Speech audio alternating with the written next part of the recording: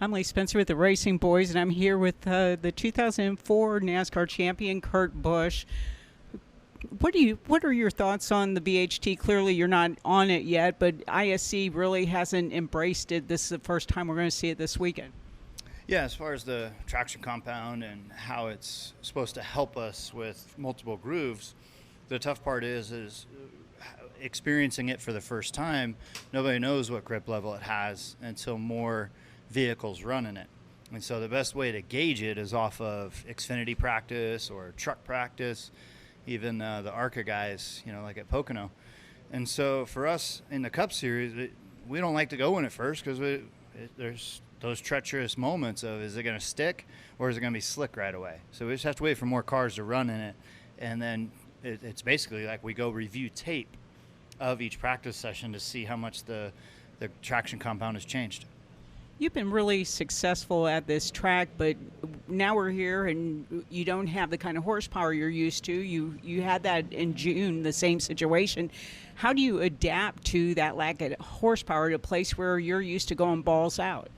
It's more like a plate race where Daytona and Talladega are a little bit bigger than Michigan, but the draft is so intense at Michigan because of the speeds. So you have the mindset of old Michigan, but also have to blend in the new side of how the cars will draft. People thought when we came here in June that there would be drafting, and it really never materialized. Is there a limited form of drafting where it's not what you would expect to see at Daytona, Talladega, but something along those lines? As soon as you have to crack the throttle, it breaks the momentum of the cars, and then other guys have to crack the throttle, where Daytona, Talladega, we're pretty easy on the wide open side of it. That's what everyone is trying to do right now with the traction compound at Michigan and this limited horsepower, is to create the intense draft that we see, but it still comes down to handling. The cream still rises to the top. Logano was the toughest car to beat when we were here a couple months ago. We ended up second. Truex was third. The cream rises to the top when it comes back to handling. You're the defending winner at Bristol. What is it like to go there for the night race as opposed to being there at the day race? Is there just another kind of energy that ticks up the level of competition? Bristol's awesome all the way around, no matter if it's March or April or if it's in August.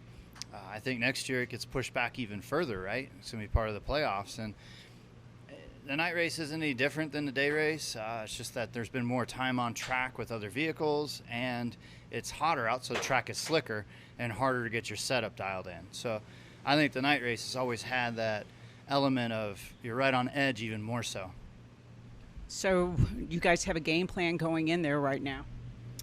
We want to win.